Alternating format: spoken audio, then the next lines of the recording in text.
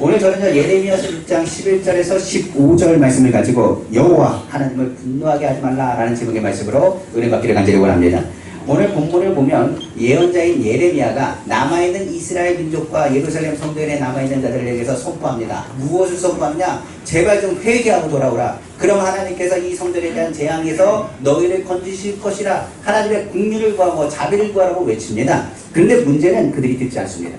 성경 한번 10절에 한번 보니까 이렇게 얘기합니다. 그 귀가 할례를 받지 못하였으므로 듣지 못하는도다. 성경은 말하고 있습니다. 이 이야기는 뭐냐면 할례 받지 못한 귀라는 것은 하나님의 음성을 들으려고 하지 않고 오히려 뭐하느냐, 하나님 말씀을 닫고 그리고 오히려 불순종한 모습을 빗대어서 하는 이야기입니다. 그러므로 이스라엘 민족이 예루살렘 성전에 있는 많은 제사장과 선지자들이 할례 받지 못한 귀와 같아서 하나님 앞에 구별되지 못하고 주의 음성을 듣지 못하니 오히려 하나님의 말씀을 부정하고 그 부정한 것을 떠나 하나님의 말씀을 선포하는 종을 잡아서 때리고 가두는 일까지 이루어지게 된 것입니다. 예레미야는 이것을 통해서, 이 모습을 통해서 하나님의 재앙이 곧 다가올 것에 대한 불안과 근심과 걱정으로 사로잡힐 수밖에 없었습니다. 그래서 뜨겁게 외치고 있었지만은 그들의 모습은 들을 귀가 완전히 닫혀 있어서 하나님의 말씀을 들으려고 할 뿐만, 듣지 않으려고 할 뿐만 아니라 오히려 하나님의 말씀을 전하는 자를 오히려 괴롭히고 있는 것을 알 수가 있습니다. 이를 통해서 하나님께서 말씀하신 그 분노를 누가 느끼게 되느냐? 예레미야가 듣게 되는 것입니다. 그러다 보니 이 예레미야의 그 분노, 바로 여호와의 분노가 가득한 것을 이해할 뿐만 아니라 이 분노가 어떻게 쏟아질까를 선포하기 시작합니다.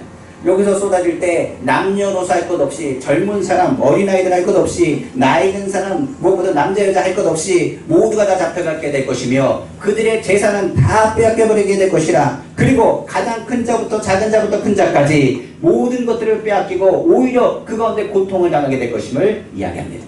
이 예언에 대한 메시지를 전함에도 불구하고 그 당시에 있던 선지자들과 그 당시에 있던 제사장들은 뭐라고 했냐? 평안하다, 평안하다, 평강이 만다, 평강이 만다, 걱정하지 말아라라고 선포합니다. 그러나 결국은 어떻게 됐나요? 성경은 말합니다. 그들은 반드시 엎드려질 것이며 거꾸러지리라고 성경은 말하고 있는 메시지가 오늘 메시지라는 것을 우리가 알기를 원합니다. 그러다 보니 오늘날도 이런 일들이 너무나 많이 있습니다. 예수님 시대에도 이런 현상이 마지막 때에 나타날 현상이라고 이야기합니다. 괜찮다라고 말하지만 솔직히 말해서 안 괜찮습니다.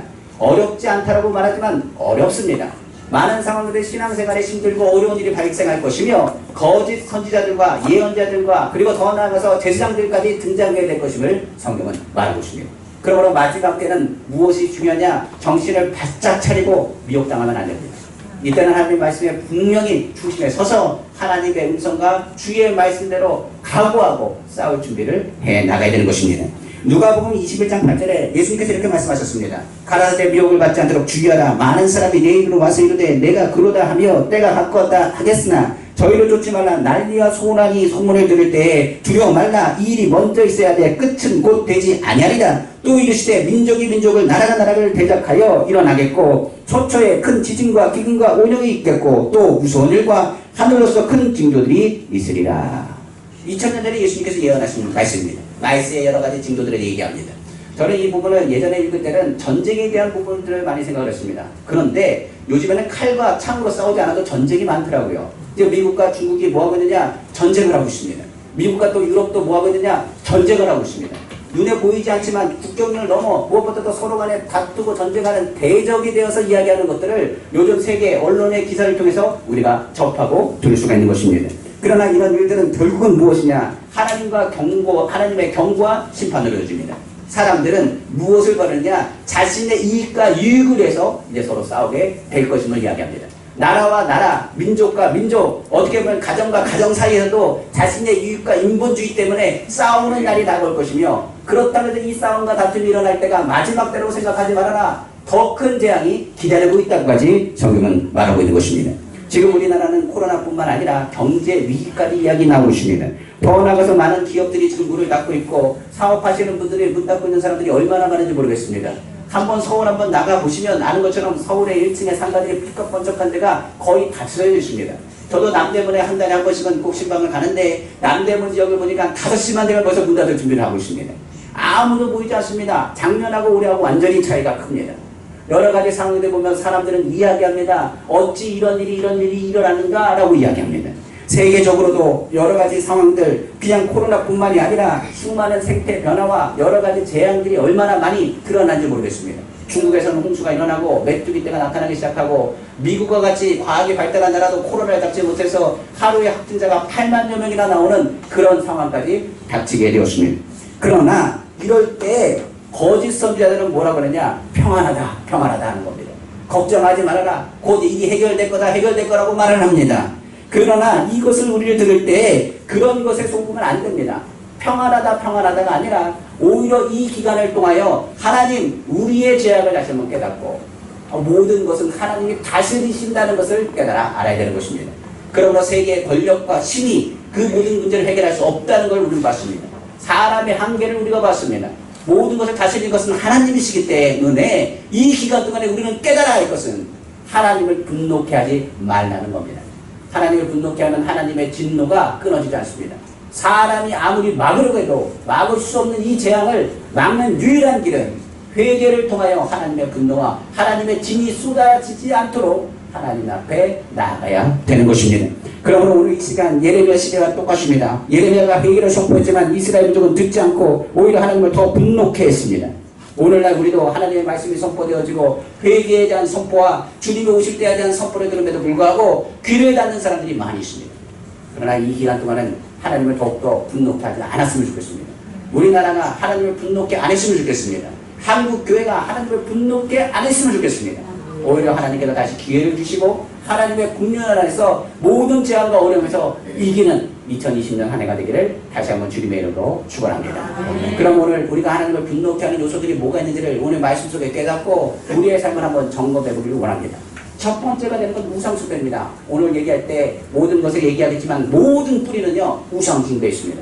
동성애도 우상숭배입니다. 탐심도 우상숭배라고 성경은 말하고 있습니다. 우리의 삶에 있어서 하나님보다 더 귀하게 여기는 것은 모두가 우상숭배가 되는 것입니다. 그런데 시대가 악해질수록 이 우상숭배가 당연듯이 받아들이고 오히려 타협하는 종교다원주의적인 모습들을 발견할 때가 있습니다. WCC 같은 경우도 종교다원주의적인 모습입니다. 저도 NCCK뿐만 아니라 우리가 하는 여러 가지 종교단체들을 보면 그들이 하는 행동과 행위들을 보면 그들은 오히려 종교들을 서로 인정해줘야 된다고 이야기합니다. 서로의 타 종교를 인정해주고 존중해줘야 된다고 이야기합니다. 그러나 성경을 통해서 우리는 아는 것이 있습니다. 구원은 오직 누구밖에 없어요? 예수님밖에 없습니다. 그런데 시대가 지나가면서 하는 말이 시대가 지나갔으니 말씀도 변한다는 거예요. 그러나 성경은 분명히 말합니다. 1.1핵도 하나님의 말씀은 변하지 않습니다. 모든 재앙이 다가왔을 때 우리가 기억할 것이 있습니다. 주춤하면 안 됩니다. 우리가 아는 것처럼 엘리야 시대 때 3년 반 동안 기근이 들었습니다. 그 기근이 드는 것을 통해서 엘리야가 하나님의 음성을 듣고 갈멜산에서 850명이나 되는 바알과 아세라 선지자들과 결투했던 장면들을 우리는 기억할 것입니다. 결투하기 전에 이스라엘 민족을 향해서 누가요? 엘리야가 한번 이렇게 물었습니다. 너희는 하나님을 택할 것이냐 아니면 바알과 아세라를 택할 것이냐 물었습니다. 그런데 이스라엘 민족이 당연히 하나님을 택해야 됨에도 불구하고 그들은 침묵하면서 이리저리 쳐다보고 있습니다. 아무 말도 하지 못하고 있습니다. 오히려 이것을 통해서 엘리야가 말합니다. 하나님이 하나님 되면 너희가 볼 것이라고 말하고 있습니다. 그리고 바알과 아세라 집단들이 기도함에도 불구하고 아무 역사가 나타나지 않을 때 오히려 엘리야가 하늘을 향해서 이렇게 이스라엘 향해서 하나님 앞에 무너진 대단을 수축하며 선포하기 시작합니다. 하늘에 계신 하나님, 천지와 만물을 지으신 이가 하나님이신데 내가 이 일을 하는 것은 하나님의 뜻을 쫓아 행하는 것을 알게 하옵소서. 이로 하여금 이스라엘로 회개하고 돌이키게 하여 주옵시고 여호와여 응답하여 주시길 원합니다. 여호와여 응답하여 주시길 원합니다라고 선포합니다. 그때 하늘에서 불이 떨어지고 이를 통하여 이스라엘이 비로소 하나님이 누구라는 것을 깨닫게 됩니다. 동시에 바알을 섬기던 그 사람들을 기손 시내가에서 죽임을 통하여 하나님께서 하늘에 비를 내리셨다고 성경은 말씀하고 있는 것입니다. 중요한 것은요, 우상 숭배하는 세계는 절대로 하나님의 도우심을 구할 수가 없습니다. 전 세계적으로 코로나가 퍼지고 전 세계적으로 가뭄이 난다고 한다면 기독교인들은 생각해 봐야 됩니다. 무엇을 생각하느냐? 하나님의 진노가 세계를 덮고 있다는 것을 알고 있어야 되는 것입니다. 저희가 얼마 전에 얘기 드린 것처럼 2020년 6월에 원래 세계 종교 통합 선언식이 있을 예정이었습니다. 이 종교 통합 선언식은 다른 것이 아니라 네덜란드 헤이그에서 있을 예정이었습니다. 여기에는 가톨릭, 그리고 우리가 자칭 얘기하는 기독교라는 종교 지도자들, 그리고 무엇보다 무슬림, 그리고 또 여기 인도부터 시작해서 여러 가지 이슬람 문화권에 있는 모든 총망라에서 많은 종교인들의 우두머리 되는 사람들이 모여서 거기서 우리가 세계적인 평화를 위해서 우리가 선언하고 선포하자는 외침이었습니다. 어떻게 듣기 좋게 들으면 야 세계적으로 통합하고 서로를 도와주고 인정하고 존중하는 것이다 라고 얘기할지 모르겠습니다. 그런데 그 내막은 그렇지 않습니다. 나도 너희 종교를 인정할 테니 너도 나의 종교를 인정하고 서로 간의 종교적인 분쟁을 갖지 말자는 얘기입니다. 그렇게 따지면 이런 겁니다. 유대교인들이 이슬람 사람들을 싫어합니다. 그런데 통합선언에 의하면 우리 종교적인 것도 싸우지 말자. 나도 유대교에 대한 부분을 인정할 테니 우리 이슬람에 대한 건 인정해 주라 라고 이야기하는 겁니다. 그렇게 시작하면 어떻게 되느냐, 서로 간에 분쟁이 있고 어려움이 있으면 어떤 일을 하느냐, 이 종교 통합 선언을 이야기하면서 뭐라 하느냐, 우리가 잘 지내기로 하지 않았느냐고 이야기할 겁니다. 근데 어떻게 보면 좋은 것이라고 들어갈지 모르겠습니다만 그렇지 않습니다. 오직 구원은 예수님밖에 없습니다. 우리가 이건 타협하지 말아야 될 부분이에요. 여기 2020년도 6월에 네덜란드 헤이그 그 장소는 다른 것이 아니라 국제재판소가 있는 곳입니다. 이 얘기는 무엇을 얘기하느냐, 상징적인 의미에서 여기서 합의하고 결의한 상황에서 분쟁이 발생했을 때는 이 분쟁한 법에 의해서 판단하겠다는 겁니다. 종교적인 분쟁도 무엇을 했냐, 합의한 대로 너희가 오직 예수만 구원이 있다 얘기하는 것을 철폐하지 않으면 이것은 분쟁의 원인이 되므로 이것에 대한 책임을 지라는 겁니다. 이건 뭐와 똑같으냐, 마지막에 우리가 얘기하는 차별금지법과 똑같습니다. 그러니까 오직 예수만 구원이 있다는 그 이야기는 평파적인 이야기가 돼버리고 그것은 합의한 점과 틀리다고 얘기해서 제재를 세계적으로 강하게 가하겠다는 이야기입니다. 어떻게 보면 좋게 들릴지 모르겠습니다. 세계 종교 통합이라고요. 종교 통합은 없습니다. 오직 구원은 예수 그리스도밖에 없습니다. 우리는 평생 무엇을 했냐, 예수만 구원이라는 것을 이야기해야 됩니다. 이런 규모들은 WCC를 넘어서 더 큰 악한 종교 집단을 통한 오히려 우리의 신앙을 좀먹습니다. 우리 기억하십시오. 마지막 때는 정신 차려야 됩니다. 지금 마지막 때 흘러가는 것을 보면 우리의 신앙가는 오직 예수라는 신앙가를 갖고 있습니다. 그럼에도 불구하고 다른 것과 섞여서는 절대로 안 됩니다. 제가 카톨릭에 대해서 얘기했지만 카톨릭의 작은 집이 기독교라고요? 아닙니다. 분명히 얘기했지만 초대교회에서부터 시작된 것이 기독교입니다. 그리고 기독교가 변질된 게 카톨릭입니다. 그 변질된 기독교에서 카톨릭에서 다시는 뭐하느냐, 회개하고 우리가 다시 돌아오자는 개혁이 일어난 것이 종교개혁을 통해서 다시 한번 나온 개신교입니다. 큰 집 작은 집이 아닙니다. 그들은 제2계명도 어기고 있습니다. 그들은 자기의 보류대로 자기의 유익대로 이야기하고 있습니다. 그러나 하나님의 말씀이 우선이 됩니다. 오직 구원은 누구밖에 없느냐, 예수밖에 없습니다.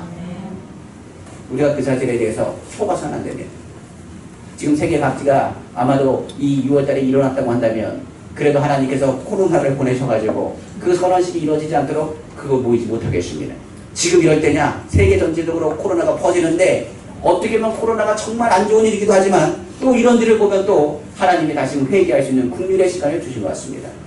통합되면 어찌됐든 간에 종교적인 탄압은 확실하게 다가올 수 있기 때문에 그렇습니다. 우리는 더 나아가서 이 사람들은 가증한 일을 행한 사람들이라고 말하고 있습니다. 그들은 말하기를 자신이 하는 행위에 대해서 전혀 부끄러워하지 않습니다. 예레미야서 6장 15절에 말합니다. 그들이 가증한 일을 행할 때 부끄러워하였느냐? 아니라 조금도 부끄러워하지 않을 뿐 아니라 얼굴도 붉혀지지 아니하느니라. 그러므로 그들이 엎드려지는 자와 함께 엎드려질 것이요 내가 그들을 벌하리니 그때에 그들이 거꾸러지리라. 여호와의 말씀입니다. 우상 숭배에 대해서는 절대적으로 어떻게 저항하셔야 됩니다. 잘못된 것, 그것에 대해서 받아들이면 안 됩니다. 하나님은 질투의 하나님이십니다. 분노의 지점이 어디에서 오느냐? 우상 숭배에서 오는 것입니다. 예루살렘 성전을 환상 중에 예레미야가 봤더니 성전에서 하나님을 섬기는 무리들이 하나님을 섬길 줄 알았더니 그게 아니라 이런 성신과 각종 우상들을 섬기는 모습들을 성전 안에서 하는 모습들을 봤습니다. 그 환상을 보고 나서 예레미야가 어떻게 가슴을 쳤는지 이 제안을 돌이킬 방법이 없도다. 하나님께서 분노하신 이유를 예레미야는 분명히 보게 되었습니다. 종교통합이 바로 그런 겁니다. 기독교인이 가가지고 불교인도 구원이 거기 있고 이슬람 거기도 그 예언도 받고 그러니까 우리도 인정해주고 서로 간에 분쟁하지 말고 다투지 말자. 이거는 주님이 원하시는 말씀이 아니라는 사실을 기억했으면 좋겠습니다. 그러므로 종교주의는 다원주의는 이중적인 신앙생활이기 때문에 하나님께 이 땅을 진노케 하십니다. 이것을 빨리 벗어나야 이 세계의 모든 진노에서 회복의 하나님의 역사가 나타날 줄로 믿습니다. 두 번째로 하나님께서 비유하시는 것입니다. 우상 숭배와 같이 다가오는 것이 바로 음란입니다. 음란에 대한 것을 얘기한다면 예레미야서 5장 7절에서 9절에 이렇게 말합니다. 내가 어찌 너를 사하겠으냐? 내 자녀가 나를 버리고 신이 아닌 것들로 맹세하였으며 내가 그들을 배불리 먹은즉 그들이 행음하며 창기의 집에 허다히 모이며 그들은 살찌고 두루다니며 수말같이 각기 이웃의 아내를 따라 부르는도다. 나 야훼가 말하노라 이르노라 내가 어찌 이 일들로 인하여 멸하지 아니하겠느냐? 내 마음이 이런 나라에 복수하지 않겠느냐? 성경은 말씀하고 있습니다. 전 세계적인 상황이기도 합니다. 그냥 성적인 것에 대한 것은 뭐라고 얘기할 수가 없습니다. 우리나라는 이것이 오히려 뭐하느냐 멋있다라고까지 이야기하는 사람들도 들었습니다. 윤리적인 것, 도덕적인 것, 이 모든 것은 이미 땅바닥으로 떨어진 지가 오래입니다. 기독교인들조차도 이 성적인 부분이나 환경적인 부분, 음란에 대한 부분에 대해서 이야기하려면 목사님 시대적인 흐름을 타야죠 라고 이야기하는 사람들도 있습니다. 그러나 고린도전서에 분명히 말합니다. 너희가 하나님의 성전인 것과 하나님의 성령이 너희 안에 거하시는 것을 알지 못하느냐고. 누구든지 하나님의 성전을 더럽히면 하나님이 그 사람을 멸하리라. 하나님의 성전은 거룩하니 너희도 그러하니라. 얼마 전에 우리가 아는 것처럼 이태원의 사건이 터져가지고 이제 언론 지상에 이제 동성애 게이클럽이 무엇인지를 이제 어느 정도 아는 사람들은 조금이라도 보게 되었습니다. 거기 있는 내용들을 보니 정말 과히 말할 수 없는 이야기까지 들리고 말할 수 없는 환경과 말할 수 없는 상황까지 보게 되는 걸 봤습니다. 그런데 이태원에서 이 동성애자들에 대한 문제를 뭐렇게 하느냐 조금 딱 나오고 뭐하느냐 그걸 덮어버렸습니다. 덮은 이유를 들었더니 이렇게 얘기합니다. 신병과 개인 신상을 보호해야 된다는 것입니다.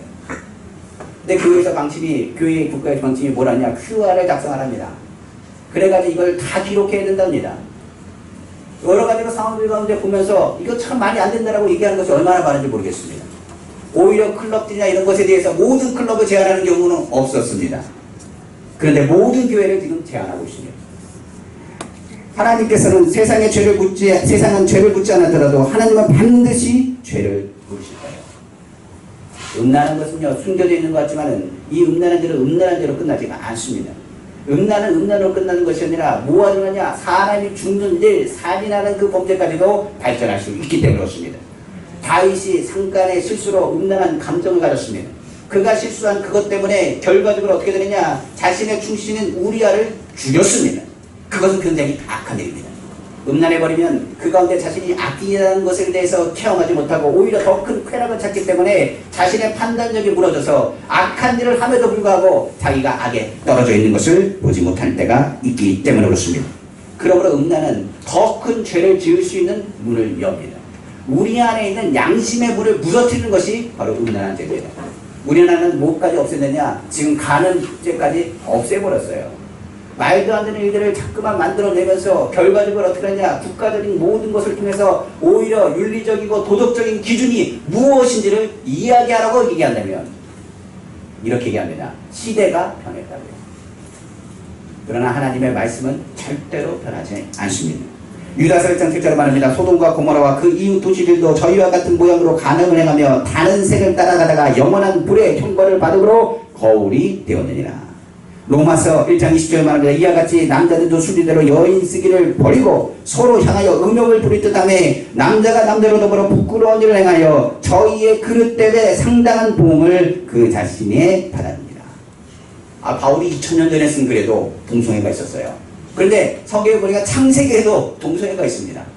모든 죄의 뿌리에는 뭐냐 동성애라는 그 우상 숭배가 그것을 타고 여태까지 내려온 것을 볼 수 있어요. 그리고 그 타락의 정점이 어디였느냐 소돔과 고모라였고 그 소돔과 고모라보다 지금 이때가 더 타락한 시대라고까지 이야기하고 있습니다. 그러면 이런 때에 우리는 깨어 있어야 됩니다. 요즘에 많은 사람들이 얘기합니다. 우리 교회만 괜찮으면 되죠. 기독교인들만 정신 차리면 되는 건 아닙니까? 라고 얘기할 줄 모르겠습니다. 그런데 성경은 분명히 말합니다. 이런 동성애에 대한 분들이 판을 치고 결과적으로 이것에 대해서 주장하는 이가 등장하면 교회는 뭐 해야 되느냐? 침묵해서는 안 됩니다. 성경은 말합니다. 지금 우리가 얘기하는 차별금지법이 이 땅에서 생겨나려고 합니다. 먼저 회개와 함께 침묵하면 안 됩니다. 하나님의 분노가 우상 숭배에 의하여 이 동성애라는 음란한 일들로 이어진다면 이 땅은 하나님의 진노를 피할 수가 없습니다. 오늘 아침에 이제 비가 왔는데 여기는 비가 안 내리고 저기는 비가 오나요? 비는 다 내려요. 아니 하나님이 진다고 분노하실 때 나는 동성애도 찬성 안 했고 나는 뭐 했는데 나에게 오겠는가? 아니요. 어려워지면 다 어려운 겁니다. 이 나라가 휘청거린다고 한다면 휘청거릴 때 여기서 휘청 안 할 사람이 어디 있습니까? 여기서 지진이 난다고 한다면 여기서 흔들리지 않은 사람이 어디 있겠습니까? 하나님의 진노는요, 무엇보다도 정확하고 하나님의 공의에 대해서 이야기한다면 신앙생활하는 우리가 먼저 뭐 해야 되느냐? 침묵하는 것도 어떻게 보면 동성애를 묵인하게 인정해주는 거랑 똑같은 겁니다. 그러므로 요즘 에이즈 환자들 다른 나라들은 줄어든다는데 우리나라는 폭발적으로 지금 늘어나고 있습니다. 드러났음에도 불구하고 막지 못했습니다. 신천지 같은 이단들이 드러났음에도 불구하고 다른 이단에 대한 이야기들도 하지 못하고 있습니다. 지금은 뭐 할 때냐? 정신을 차리고 깨어있을 때입니다. 음란도 우상숭배 하나의 모양이 있고 분이고 하나님을 분노케 하는 일입니다. 그래서 이 두 가지만 봐도 우상숭배와 이 동성애 문제만 해도 이 나라에 하나님을 분노할 요소들이 너무나 많습니다. 근데 거기에 더해서 우리나라를 보면 불의한 것이 또한 우리가 알고 하나님을 분노케 한다는 것을 다시 한번 깨닫게 됩니다. 우리 한번 성경을 보겠습니다. 예레미야서 5장 1절입니다. 너희는 예루살렘의 거리로 빨리 왕래하며 그 넓은 거리에서 찾아보라. 알라 너희가 만약 공의를 행하며 진리를 구하는 자를 한 사람도 찾으면 내가 이 성을 사리라. 자 보시면 하나님께서 예레미야에게 하신 말씀이에요. 의인 한 명이라도 있으면 내가 그 성을 멸하지 않는다는 얘기입니다. 이 이야기는 소돔과 고모라가 비추어 얘기할 수 있습니다. 소돔과 고모라를 보시면 아는 것처럼 아브라함이 이야기했습니다. 그때에 아브라함이 말하죠. 의인 10명까지 만들어놨어요. 아브라함이 생각해봅니다. 아유 아무리 타락한 룻이라고 해도 의인 10명이 없겠는가. 룻이 있을 것이고 룻의 아내가 있을 것이고 두 딸들이 있을 것이고 그리고 또 결혼한 데는 두 사위들이 있을 것이고 그러면 벌써 6명에다가 룻이 가지고 언젠데 거기서 여러 가지 일들도 많이 있었겠지만은 그래도 4명 전도 못했겠는가 생각했지 모르겠습니다. 그러다 보니 아브라함 생각에서는 10명이면 좋게 이 성이 구원될 수 있을지라고 생각할지 모르겠어요. 그리고 나서 가봤더니 하나님의 사자가 가서 봤더니 의인 10명이 없더랍니다. 그런데 소돔과 고모라가 그렇다 보니 성경에서 말합니다. 의인 10명이 없어서 그 소돔과 고모라가 멸망했다라고까지 성경 기록되고 있습니다. 그런데 예레미야에게 뭐라고 얘기했느냐? 의인 한 명만 찾아오라는 거예요. 네가 동네로 돌아다니면서 예루살렘 성전에서 의로운 사람 한 명이라도 찾아온다면 그럼 내가 이 성을 사해주겠다. 예레미야가 그럴 겁니다. 아, 한 명이 없겠습니까? 그런데 돌아다녔더니 한 명도 없어요. 이 나라를 보면서 우리가 보면 불의한 일들이 얼마나 많은지 모르겠습니다. 성경에 보면 신약에서도 예수님이 성전에 들어가셨는데 뭐라고 했냐? 오히려 소돔과 고모라보다 더하다고 말했습니다. 오히려 그게 그 정도의 진노보다 더 큰 진노가 이 성에 임할 것이라고 말했어요. 예수님께서 이렇게 말씀하셨습니다. 성전에 들어갔더니 불의함을 보셨습니다. 그곳에서 봄과 가축과 매매하는 일들을 보시고 상을 엎으시고 강도의 굴을 만드셨다라고 분노하셨습니다. 하나님의 분노가 예수 그리스도를 통해서 표출된 거예요. 이것은 만민이 기도하는 집인데 기도하는 사람은 눈치고봐도 없고 뭐하느냐? 서로 매매하고 장사하며 서로 희닥거리기 바쁜 데가 성전이 되었습니다. 이에 주님께서는 이것을 엎으신 거예요. 예수님께서는 오히려 하나님의 분노에 대한 이야기와 세상의 불의에 대한 것을 많이 얘기하셨습니다. 누가복음의 불의한 청지기가 왜 그냥 불의한 청지기라고 생각하면 안 됩니다. 예수님의 비유로 들을 때 불의한 재판관의 얘기가 괜히 나온 게 아닙니다. 그 당시에 재판관들이 어땠다고요? 불의했다는 걸 말해요. 바리새인들은 어떡합니까? 자신의 의를 나타낼지는 모르겠지만 주님께서는 독사의 자식들이라 말하면서 그들의 불의함에 대해서 이야기하셨습니다. 그럼 우리나라를 한번 봅시다. 이 나라에 사업을 하려면 어떻게 될까요? 많은 사람이 얘기합니다. 불의한 것과 타협을 하지 않으면 안 됩니다라고 얘기하는 사람도 있습니다. 어떤 사람은 불의와 타협하는 것 그것이 지혜라고까지 이야기하고 있습니다. 그런데 하나님 앞에서는 우리는 변명할 수가 없어요. 불의는 하나님이 기뻐하지 않습니다. 손해를 보더라도 불의에서 떨어져야 돼요. 악은요, 저는 이렇게 생각합니다. 악한 사람과 타협하는 것은 아닙니다. 그러나 악한 것은 끊어야 됩니다.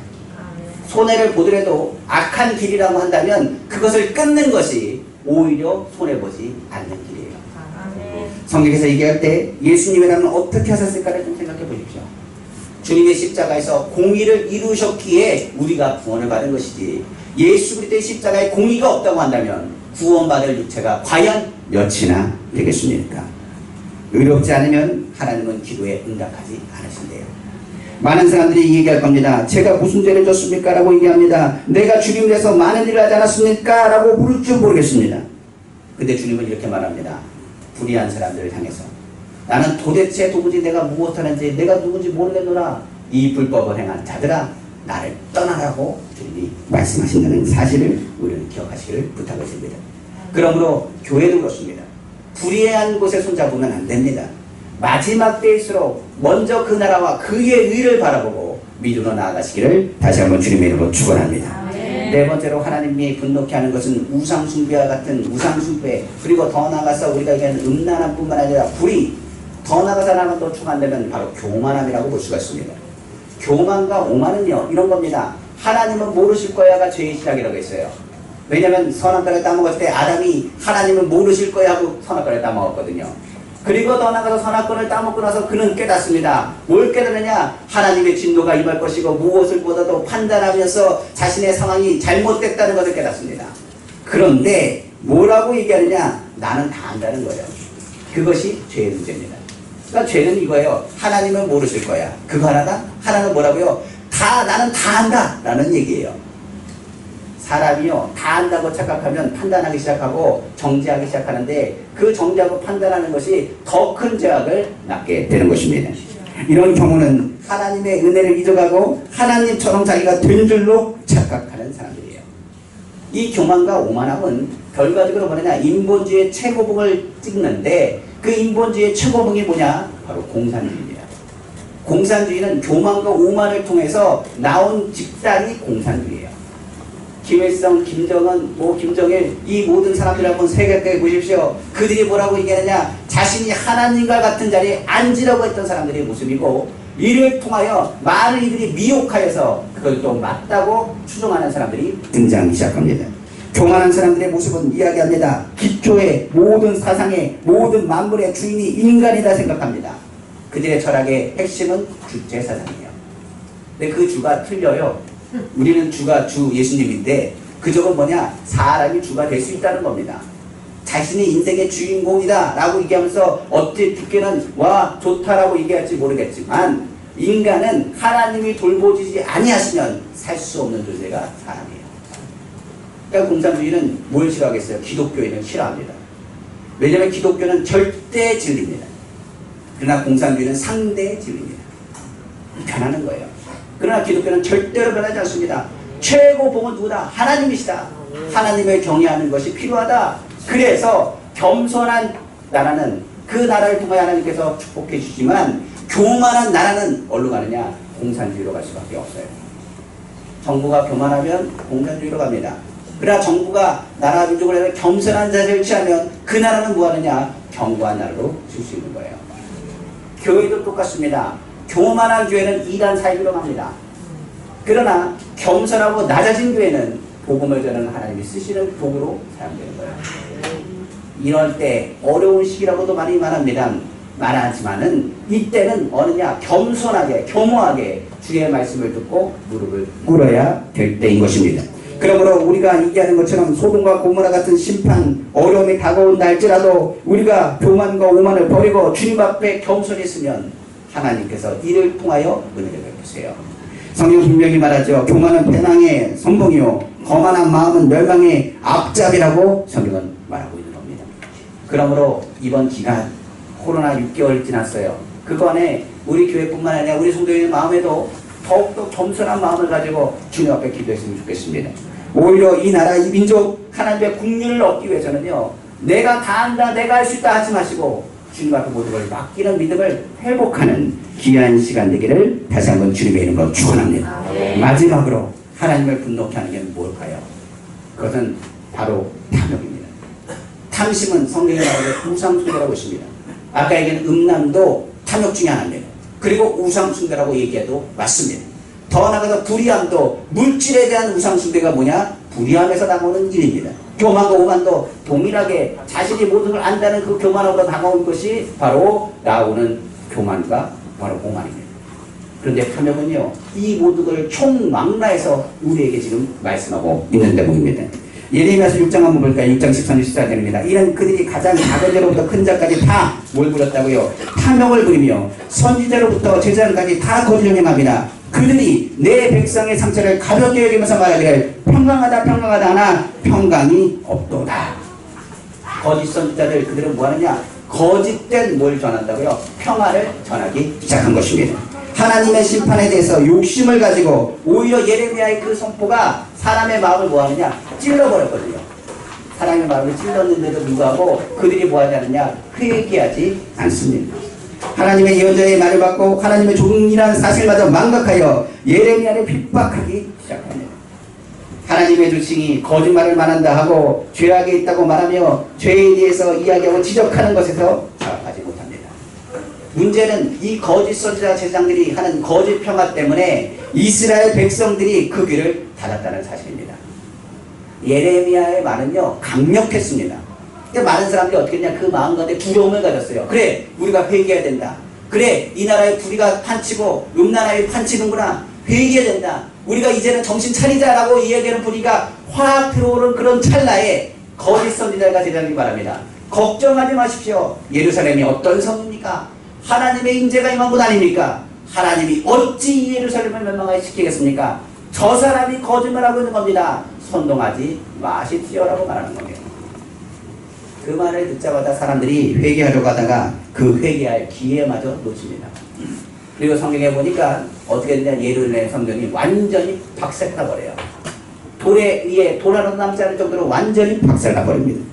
결국 그들은 무너지고 결국 그들은 깨닫습니다. 하나님의 무시한 말씀을 무시한 죄가 결과적으로 어떻게 다가왔는지를 그들은 보게 된 것입니다. 로마서 12장 3절은 말합니다. 내게 주시는 은혜로 말미암아 너희 중 각 사람에게 말하노니 마땅히 생각할 그 이상의 생각을 품지 말고 오직 하나님께서 각 사람에게 나눠준 믿음의 분량대로 지혜롭게 생각하라. 분량을 지키셔야 돼요.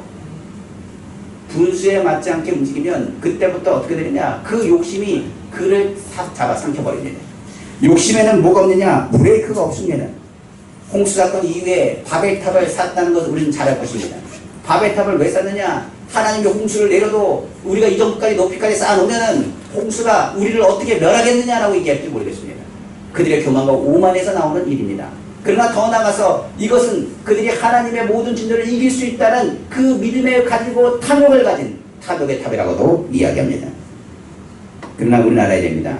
그건 분수를 모르는 일입니다. 결과적으로 탐욕은 성경에서 말하는 것처럼 오늘날 쉽게 설명한다면 마귀의 낚시질이 바로 탐욕입니다. 낚싯줄에 걸려버리면 물고기가 그것에 유혹을 해서 야 통통한 놈이 왔다 라고 해서 물어당기면 어떻게 되느냐, 그게 걸려서 헤어나오기가 어렵습니다. 만약 그것을 탈출한다고 했더라도 온몸에 뭐가 되느냐, 낚싯바늘의 상처가 그 몸에 남게 될 겁니다. 마귀는 그 낚시질을 하는 것을 좋아합니다. 그리고 탐욕의 그 낚싯질을 먹기를 원합니다. 하나님은 복을 주시길 원합니다. 그러나 분수에 넘어서 생각하고 생활하다가 파탄에 일어나는 일들이 우리 가운데 얼마나 많이 발생하는지를 생각해 봐야 됩니다. 저도 회개할 일이 많습니다. 저도 하나님의 음성과 하나님의 말씀을 듣고 살지만은 간혹 욕심으로 인해 실패할 때가 많습니다. 이렇게 하면 더 좋겠다 생각할 때가 많이 있습니다. 그때는 하나님의 음성과 하나님의 말씀이 잘 들리지 않습니다. 그때는 항상 급하게 움직일 때도 있습니다. 그때는 하나님의 음성을 구별하기가 어렵습니다. 무엇보다도 우리가 하나님의 말씀을 정확하게 그래도 듣기 원해서는 자신의 욕심을 내려놔야 됩니다. 욕심은 뭐라고요? 마귀의 낚시질이라고 했어요. 그것에 속아 물어버리면 그때부터는 헤어나오기가 어렵습니다. 바울은 이렇기 때문에 항상 날마다 죽고 자신을 비우라고 말했습니다. 목표와 삶 등등 욕심이 들어오면 급해지고 손해볼 것 같고 하나님의 음성과 기회같이 등등 여러가지 일이 꼬이거나 어렵게 되는 경우가 종종 발생합니다. 사기꾼들이 잘 쓰는 게요, 2번밖에 없대요.